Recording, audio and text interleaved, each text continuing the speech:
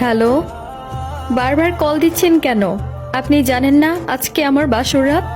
আমি জানি আজকে তোমার বাসর রাত, কিন্তু আমি আমার নিজেকে সামলাতে পারছি না শারমিন। আমার খুব কষ্ট হচ্ছে, খুব কষ্ট হচ্ছে। কষ্ট হলেও কিছু করার নেই, মানিয়ে নিতে হবে। আমি যেরকমটা মানিয়ে নিয়েছি আপনি ওই রকমটা মানিয়ে নেন, ভালো হবে আমাদের জন্য। আমি তোমাকে চাই, আমি কি করে মানিয়ে নিব বলো? আমার আজকের রাতেও কি আপনার সাথে তর্কে যেতে হবে? আমি তো আপনাকে মেয়ে হয়ে খুলে বলেছি যে আমি বিয়ে করব, কিন্তু আপনি তো বলেছিলেন আপনি এস্টাবলিশ হবেন, আপনার আরো সময় দরকার। কিন্তু আমার তো সময় ছিল না, কারণ আমার পরিবার আমাকে বিয়ে দিয়ে দিবে, অলরেডি পাত্র ঠিক করে ফেলেছিল। আমি আপনাকে প্রস্তাব দিয়েছিলাম, আপনি তখন ফিরিয়ে দিয়েছেন। আপনি বলেছিলেন যে আমাকে বিয়ে করে নিতে, তাই আমি করে নিয়েছি। আর আজকে আমার বাসর রাত, প্লিজ দয়া করে আমাকে আর বিরক্ত করবেন না। আমি তো তখন বুঝিনি আপনাকে হারিয়ে ফেললে এভাবে এলোমেলো হয়ে যাব। আপনাকে হারিয়ে ফেললে আমার জীবনটা তছমছ হয়ে যাবে। আমি আজকে 2 দিন ভালো করেই বুঝছি আপনাকে ছাড়া আমার বেঁচে থাকা অসম্ভব। প্লিজ আর একটা বার কি ফিরে আসা যায় না? আপনি এসব কি বলছেন? আজকে আমার বাসর রাত, অলরেডি একটু পরে আমার হাজবেন্ড চলে আসবে। প্লিজ আপনি এসব পাগলামি করবেন না, আমার কলটা রেখে দিতে হবে। আপনি এসব পাগলামি করবেন না, নিজেকে মানিয়ে নেন, এবং কি আমার থেকে ভালো একটা মেয়ে পাবেন। আশা করব আপনি সবসময় ভালো থাকবেন, আর কিছু না। না শারমিন, না, আমার তোমাকেই লাগবে। আমি তোমাকে ছাড়া একটুও থাকতে পারবো না। তোমাকে হারিয়ে ফেলার পর তোমার মর্মটা বুঝতে পারছি। প্লিজ তুমি আর একটা বার ফিরে আসো। আমি তোমাকে আর কখনোই অবহেলা করব না, সবসময় ভালোবাসবো। প্লিজ আর একটা বার ফিরে আসো আমার লাইফে।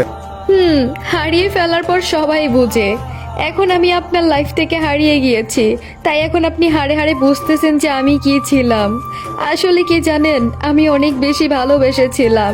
আমি আপনাকে পেতে চেয়েছি, কিন্তু আপনি আমাকে পেতে চাননি, কারণ আপনি তখন বুঝেননি আমার মর্মটা। আর এখন আমি হারিয়ে যাওয়ার পর আপনি আমার মর্মটা বুঝেছেন। প্লিজ আমি আরেকবার বলছি যে আমার বিয়ে হয়ে গেছে, আমার হাজবেন্ড আছে, আর আজকে আমার বাসর রাত। আপনি প্লিজ এই পাগলামিগুলো না করে আপনি বাসায় যান। বাসায় গিয়ে আপনি নিজেকে ঠিক করেন এবং কি ভালো থাকবেন। প্লিজ আমাকে আর এগুলা বলবেন না। আমিও একটা রক্তে মাংস গড়া মেয়ে, আমার সহ্য করার ক্ষমতা দরকার আছে। এমনি তো আমি অনেক প্রেশারের মধ্যে আছি, তাই আমি চাচ্ছি না আপনি আমাকে বা আমার সংসার জীবনে কোনো সমস্যা করেন। ও, এইটাই তোমার শেষ কথা?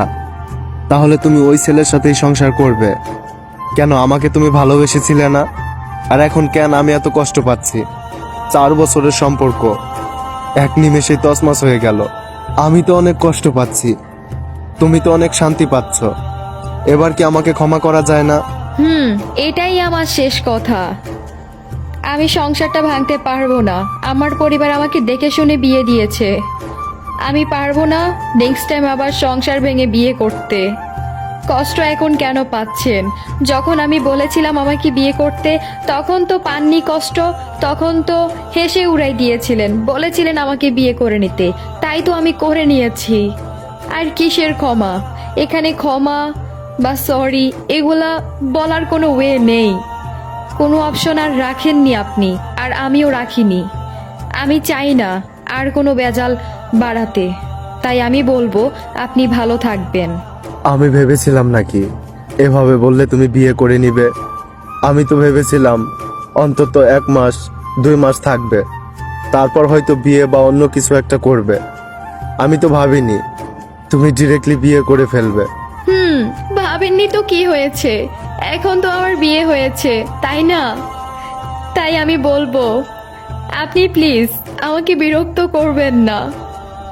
যা হয়েছে ভালোর জন্য হয়েছে, হয়তোবা সৃষ্টিকর্তা এটাই চায়, তাই ভালোটাই হয়েছে।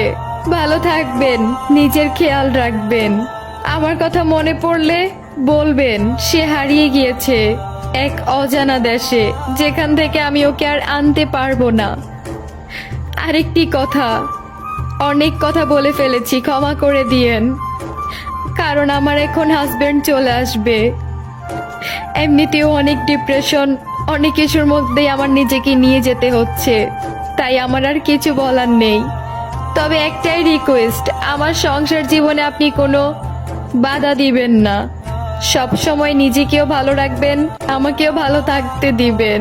এটাই আমার লাস্ট কথা আপনার কাছে। টেনশন করো না, আমি তোমার সংসার জীবনে কোনো ক্ষতি করব না।